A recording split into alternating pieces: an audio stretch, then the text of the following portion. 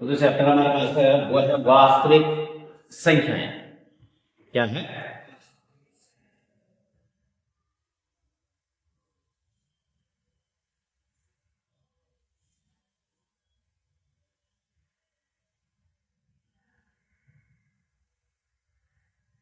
इसको इंग्लिश में बोलते हैं रियल नंबर्स। Real number. अब एक्चुअली बेटा ये क्या होता है रियल नंबर्स? इससे पहले हमने क्या पढ़ा? हमने परिमेय संख्याएं पढ़ी, ठीक है ना। परिमेय संख्याओं का मतलब है कि जिसे हम क्या कर सकते हैं, p बटे q के रूप में लिख सकते हैं, और जहां p और q क्या है, पूर्णांक है, ठीक है ना, पूर्णांक है, और q is not equal zero. q वाला जीरो नहीं होगा, q का मतलब हर वाला जीरो नहीं होगा। और उसके साथ हमने क्या पढ़ा कि उनके p और q के क्या नहीं होने चाहिए, उभयनिष्ठ गुणनखंड, ठीक है। ये चीजें हमने पढ़ी। अब इसके साथ हमने कुछ संख्याएं क्या पढ़ी कि परिमेय संख्याएं पढ़ी, जिसको इंग्लिश में क्या बोलते हैं, rational numbers. Irrational numbers we express as the form of p upon q where p and q are integers, q does not equal 0 and they have no common factors, ठीक है ना। ये इंग्लिश में इसकी डेफिनेशन है। और उसके साथ हमने क्या पढ़ा, अपरिमेय संख्याएं पढ़ी। अब जैसे हमने क्या पढ़ा था कि हमने पूर्ण संख्या पढ़ा। पूर्ण संख्याएं का मतलब है कि क्या है, जो प्राकृतिक संख्याएं हैं उनके साथ क्या होगा, अगर शून्य भी है, जीरो भी है, तो वो क्या होता है, पूर्ण संख्याएं। तो क्या काम है, 0 1 2 3 4 एंड सो ऑन, इस तरीके से तो पढ़ा, ठीक है ना। ये संख्याएं हमने पढ़ी। और इसके साथ देखिएगा, अगर ये जो संख्याएं हैं 0 1 2 3 4 डॉट डॉट कहा अनंत तक, और इनके जो ऋणात्मक हैं, अगर इनके साथ इनके ऋणात्मक को रख दे, मतलब ऋण 1 ऋण 2 ऋण 3, ठीक है, और इसी तरीके से ऋण 4, और ये भी कहा ऋण अनंत तक अगर हम कहें, तो ये पूरा एक जो ग्रुप है, जो समूह है, उसको हम क्या बोलते हैं, क्या बोलते हैं, पूर्णांक बोलते हैं, बोलते ना। देखिएगा पूर्ण संख्या और उनके ऋणात्मक, तो ये एक समूह बना ना। तो वास्तविक संख्याएं एक्चुअली क्या होती हैं कि हमने क्या पढ़ा, परिमेय संख्याएं पढ़ी। क्या पढ़ी, परिमेय संख्या, और उसके साथ हमने क्या पढ़ा, अपरिमेय पढ़ा, ठीक है ना। तो इसका मतलब अपरिमेय और जो अपरिमेय संख्याएं हैं, इन दोनों का जो समूह है उसको बोलते हैं वास्तविक संख्याएं। उनको क्या बोलते हैं, वास्तविक संख्याएं। तो कुल मिलाकर के हैं जो वास्तविक संख्याएं हम पढ़ने वाले हैं, वो हम परिमेय भी पढ़ेंगे और उनमें क्या पढ़ेंगे, अपरिमेय को भी पढ़ेंगे, ठीक है ना, दोनों को पढ़ेंगे, समझ गए। तो ये कंडीशन है। पीछे जो पुरानी वाली जो बुक थी एनसीईआरटी की, उसमें इसकी 4 एक्सरसाइज हुआ करती थी, लेकिन अब क्या हो गया, सिर्फ 2 ही एक्सरसाइज इसमें बच के रह गई हैं, ठीक है। ओके, तो सीधे एक्सरसाइज पे ही चले जाते हैं। तो वास्तविक संख्याएं समझ गए। वास्तविक का मतलब है परिमेय और अपरिमेय का समूह। It is the group of rational and irrational numbers. Rational का मतलब है जो परिमेय है, और इरेशनल का मतलब जो अपरिमेय है, उनका जो समूह है, उनका जो ग्रुप है, उसे क्या बोलते हैं, वास्तविक, जो चैप्टर हमारे पास है। ओके, उसके बाद हम चलते हैं कहां, एक्सरसाइज की ओर।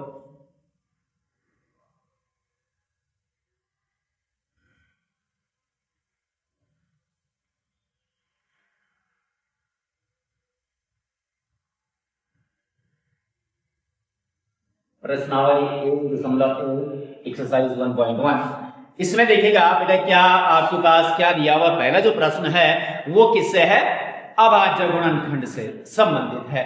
तो अभाज्य गुणनखंड से संबंधित देखिएगा, तो पहला जो प्रश्न है, प्रश्न आप खुद लिख लेंगे, ठीक है। इसमें दिया हुआ है कि जो नीचे नंबर्स आपके पास दिए हुए हैं उनके क्या बनाइएगा, अभाज्य गुणनखंड बनाइएगा।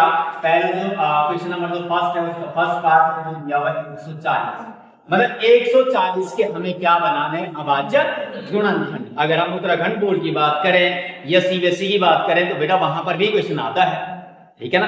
कई बार ये आता है कि अभाज्य गुणनखंड बनाइएगा, कोई नंबर दे देगा और उसकी क्या बनाना है आपने, अभाज्य गुणनखंड बनाने हैं। तो देखिएगा अभाज्य गुणनखंड में क्या आता है कि इसके ऐसे गुणनखंड जिसमें सिर्फ अभाज्य संख्याएं ही होंगी। कौन सी संख्याएं होंगी? अभाज्य संख्याएं। और अभाज्य संख्याएं क्या होती हैं कि इसका मतलब वो किसी से भाज्य नहीं है। किसी से भाज्य का मतलब वो किसी की टेबल में नहीं आता है, वो अपनी टेबल और एक की टेबल में आता है। ठीक है ना, एक की टेबल में तो सब आते हैं और अपनी टेबल में भी सभी आते हैं। ठीक है ना, किसी और की टेबल में नहीं आते हैं। तो देखिएगा 140 के हम अभाज्य गुणनखंड अगर बनाए तो इसका मतलब है देखिएगा 140 है तो किससे ये विभाजित होगा। तो ये ध्यान दीजिएगा जब भी आप अभाज्य गुणनखंड बना रहे हैं तो सबसे पहले तो छोटा वाला जो क्या है अभाज्य संख्या है उसे जांच कीजिएगा, उसे चेक कीजिएगा क्या ये उससे विभाजित हो रहा है, डिविजिबल हो रहा है या नहीं। तो लास्ट में देखिएगा वैसे मैंने जो रूल आपको कुछ पढ़ाए हैं, 2 के लिए मैंने क्या रूल बताया है, किसी संख्या के लास्ट इकाई का जो अंक है अगर वो क्या होगा, इकाई का अंक 0, 2, 4, 6 और 8, किसी भी संख्या का इकाई का जो अंक है अगर ये इनमें से है तो वो 2 से क्या होगा, विभाजित होगा। तो यहाँ पर देखिएगा जो संख्या हमारे पास है वो कितनी है, 140 है। इसका मतलब है कि 2 से ये विभाजित होगा। तो 2 से देखिएगा आप 2 से विभाजित करें तो देखिएगा पहले क्या करना है, पहले तो एक ही संख्या को देखना है। भाई 1 है, अब यहाँ हम भाग दे रहे हैं किससे, 2 से, तो छोटा है। जब नहीं भाग जा रहा तो 2 अंकों को देखिएगा, 0 तो मैंने छोड़ दिया, अब कितना हो गया, 1 और 4 मतलब 14, 40। अब 2 का टेबल बोलेगा वहां तक, ठीक है, 2 7, ठीक है ना, 2 7। अब 0 तो देखिएगा 0 ऐसे आएगा, फिर कितना आ गया, 70 आ गया, 70 आ गया। अंतिम में फिर इकाई का कितना हो गया, 0 है ना, तो किससे विभाजित होगा, 2 से होगा। तो इसका मतलब है 2 से होगा तो फिर 2 से विभाजित कीजिएगा। अब 2 का पहाड़ा किसके लिए बोलेगा, 7 के लिए। ध्यान दीजिएगा 2 का पहाड़ा किसके लिए, 7। इसका मतलब 2 दूना 2 तिया 2 चक 8 ज्यादा हो रहा है, तो इसका मतलब है 2 तिया तो 3 बार के लिए होगा। और 3 बार ध्यान दीजिएगा 2 3 तो 6 हुआ, कितना हुआ 6, और हमारे पास कितना था, तो घटा दीजिएगा कितना बचा 1, और पीछे कितना है, इसके पीछे 0। अब कितना हुआ ये 10 हुआ। अब 2 का पहाड़ा फिर 10 के लिए बोलिए तो इसका मतलब है 2 पंजे, ठीक है, इतना हो गया। तो उसके बाद अब कितना आ गया भाई, 35 आ गया, 35 आ गया है। अब क्या ये 2 से होगा, नहीं होगा, अंतिम तो 5 हो गया।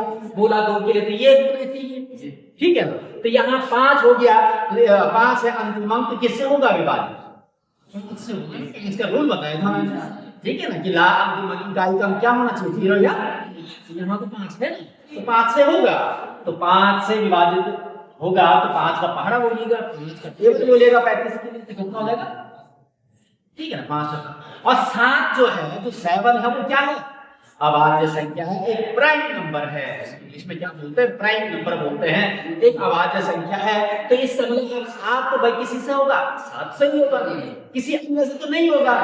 और अब 7 7 ही से होगा तो इसका मतलब कम। देखिएगा 140 से हम गुणनखंड की बात करें, अभाज्य गुणनखंड, कौन से गुणनखंड, अभाज्य। तो क्या हो जाएंगे, 2 गुणा 2 गुणा 5 गुणा 7।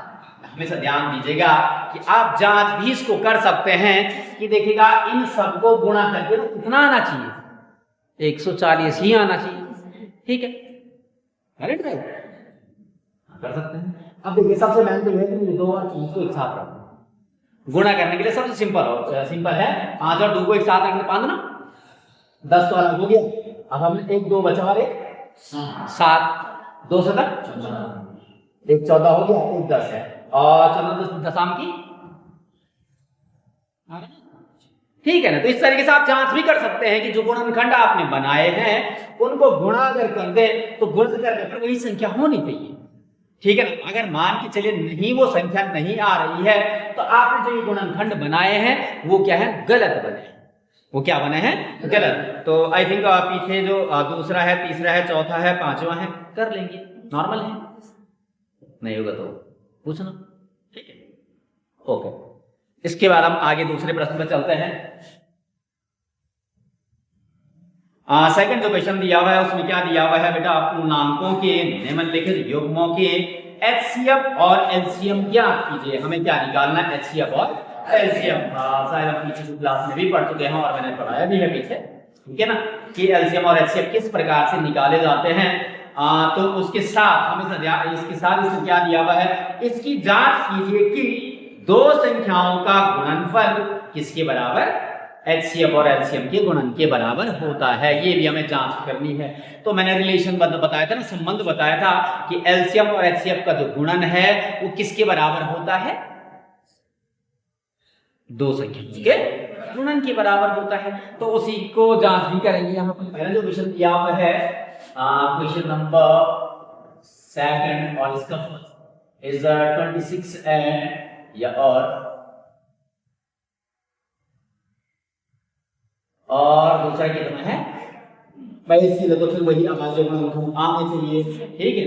वैसे एलसीएम और एचसीएफ निकालने के कुछ और भी तरीके होते हैं, लेकिन गुणनखंड वाला सबसे सिंपल है, उससे कीजिएगा। अगर हम 26 के गुणनखंड बनाएं तो देखिएगा लास्ट में इकाई अंक क्या है, 6 है। तो इससे क्या होगा, विभाजित होगा। तो 2 से विभाजित होगा तो देखिएगा कितना आ जाएगा, पहले 2 के लिए ही देखेंगे तो भाग जा रहा है, उससे बराबर है 2 का, ठीक है ना। अब बचा कितना पीछे, 6, 2 का बाहर तो दिया 3, तो कितना होगा, क्या है, अभाज्य संख्या है। अभाज्य है इसका मतलब वो किससे, 13 से भी विभाजित होगा, किसी अन्य से नहीं होगा। तो देखिएगा यहाँ पर अगर 13 अगर हम बात करें 26 के गुणनखंड की तो क्या होगा, 13।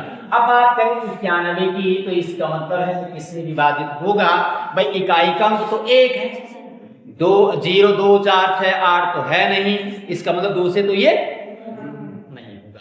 3 के लिए क्या नियम बताया था कि संख्याओं को जो अंक हैं उस संख्या के अंकों को जोड़ दें, ठीक है। अब जोड़ देंगे तो कितना आएगा, 10। 10 क्या 3 के पहाड़े में आता है, नहीं आता है। तो इसका मतलब जो 91 है वो किससे, 3 से तो नहीं होगा। फिर आगे वाली अभाज्य संख्या की हम बात करें तो आगे क्या है, 5 है। 5 क्या बोलता है, 5 का नियम, हाँ वो भी नहीं है, इसका मतलब ये 5 से भी नहीं होगा। आगे बढ़े तो कौन सा है, हाँ 7। अब 7 के लिए भी एक नियम है, ठीक है। 7 के लिए क्या नियम है, इकाई के अंक का 2 गुना कर दो, इकाई के अंक का 2 गुना, तो इकाई का अंक कितना है 1, उसका 2 गुना कितना होगा, 2 होगा ना। अब बची हुई जो संख्या इकाई को छोड़ के जो और उसमें अंक बचे हुए हैं उसमें से घटा दो, 9 है और हमने इकाई के अंक का 2 गुना कर दिया, कितना आया, 2 आया। अब इसमें से जो बचे हुए हैं ना, हो सकता है यहाँ 91 है तो कुछ और अंक भी होते तो हम वो भी लिखते यहाँ पर, ठीक है ना, पर अभी इसमें है नहीं। तो इकाई के अंक का 2 गुना करके जो बचे हुए अंक हैं उनमें से, उनसे बनी जो संख्या है उसमें से उसको घटा दें, मतलब इसमें से इसका 2 गुना, इकाई के अंक का 2 गुना घटा दें, ठीक है ना, घटा दो, कितना आएगा। तो ये बोलता है कि अगर जो है इकाई के अंक का 2 गुना शेष जो बची हुई जो अंक हैं उनसे बनी जो संख्या है उसमें से घटा दें। अगर वो घटाने पर 7 या 7 के पहाड़े में आता हो या 7 के टेबल में आता हो तो वो संख्या भी 7 से क्या होगी, विभाजित होगी। तो देखिएगा क्या आ रहा है, इसका मतलब है 7 से विभाजित होगा, ठीक है। तो चेक कर लीजिए। अब 7 का पहाड़ा फिर किसके लिए, 9 के लिए बोलिएगा, पहले तो एक ही अंक देखेंगे, तो इसका मतलब है 7 कम 7 ना, ज्यादा हो रहा है, ठीक है। तो इसका मतलब 7 कम 1 आया ना। ध्यान दीजिएगा हमारे पास था 9 और हमने क्या कहा, 7 कम 7 हुआ, घटाएंगे कितना बचेगा, 2, पीछे कितना है 1 है, 1 तो मतलब पीछे लगा दीजिए, कितना हो गया 21 हो गया। अब 7 का पहाड़ा फिर 21 के लिए बोलेगा, 7 या, ठीक है, कितना आ गया 13। तो इसका मतलब है 13 तो क्या है, अभाज्य संख्या है, वो किससे विभाजित नहीं होगी, तो इसका मतलब है किससे, 13 से भी विभाजित होगा। इसका मतलब 91 के लिए क्या आ गया बेटा, इसके लिए आ गया 7 गुना अगर हम बात करें किसकी, HCF की, ठीक है ना, हाईएस्ट कॉमन फैक्टर की बात करें तो इसका लघुत्तम समापवर्तक अगर हम निकालें इसका तो क्या होगा, जो गुणनखंड हमने बनाए हैं उनमें क्या करना था, जो कॉमन होगा, ठीक है। अब यहाँ लेकिन आप दो है, इसमें दो है नहीं है भाई, कॉमन तो नहीं है, जोड़ा नहीं बन रहा है, जोड़े बनाने हैं या तो ये कहें यहाँ 13 है, यहाँ भी 13 है, 13 का जोड़ा बन रहा है, ठीक है, और यहाँ 7 है, इसमें 7 नहीं है, तो जिसका जोड़ा बन रहा है वो क्या होगा बेटा, इसका एलसीएम, एक ही का तो बन गया है। और उसके बाद अगर हम बात करें एलसीएम की, लीस्ट कॉमन मल्टीपल, ठीक है ना, मल्टीप्लाई नहीं मल्टीपल, ठीक है ना, तो इसका मतलब है जो क्या होगा, एलसीएम कैसे निकालेंगे बेटा, जो कॉमन वाला है वो एक ही बार आएगा, अब बाकी जो बचे हुए जिनके जोड़े नहीं बन रहे वो भी आएंगे, ठीक है नहीं, तो 13 तो आएगा ही आएगा, उसके साथ जिनके जोड़े नहीं बने, किसके नहीं बने, उनका नहीं बना और 7 का नहीं बना, तो इसका मतलब कितना हो जाएगा, गुणा 2 गुणा 7, ठीक है, कोई दिक्कत, ओके, तो याद रखिए आप गुणा कर लीजिएगा, 13 दूना 28 गुणा 7, अभी हम 24 का पारा नहीं आता तो दिक्कत नहीं, 7 का पारा तो आता है, ठीक है, गुणा कर लीजिएगा, 7 से 42 का कितना आ जाएगा 2, और कितना बचा 4 बचा, और 7 दूना कितना 14, और 14 और 4 कितना हो गया 100, तो इसका एलसीएम कितना आया, ठीक है ना। अब हमें क्या करना, जांच करनी है कि क्या जांच करनी है, दो संख्याओं का क्या जांच करनी है बेटा, हमें जांच करनी है कि दो जो संख्याएं हमारे पास है, संख्याओं का गुणनफल, और गुणनफल किसके बराबर है, एलसीएम गुणा एचसीएफ। अब जांच करनी है तो इसका मतलब है यहां लेफ्ट हैंड साइड मतलब बायां पक्ष निकाल के जितना आएगा उतना ही क्या आना चाहिए, दायां पक्ष भी आना चाहिए, तो यहां लिखेंगे हम क्या, LHS, तो क्या है, दो संख्याओं का गुणनफल, तो दो संख्याओं के पास क्या थी 26 और, तो आपने क्या करना है 26 गुणा 91, अब गुणा कर लीजिएगा, आप यूज कर सकते हैं 26 गुणा 91, ठीक है, कितना आ जाएगा 1 6 1 दूना 2, फिर क्या आ जाएगा 9 से क्या 54 4 5 बचा, और कितना 9 दूना 18 18 5, अब जोड़ दीजिएगा 6 3 2, तो बेटा कितना आ गया 2386, ठीक है, इतना आ गया, ओके। इसके बाद देखिएगा ये मैं बेटा ये तो आधा ही ना, अब उसके बाद हमें क्या करना है, ये तो LHS है, अब यहाँ स्पेस नीचे नहीं है तो वैसे आपने नीचे लिखना है, मैं ये ना नीचे लिखना है, यहाँ स्पेस नहीं है यहाँ लिख दे रहा हूं।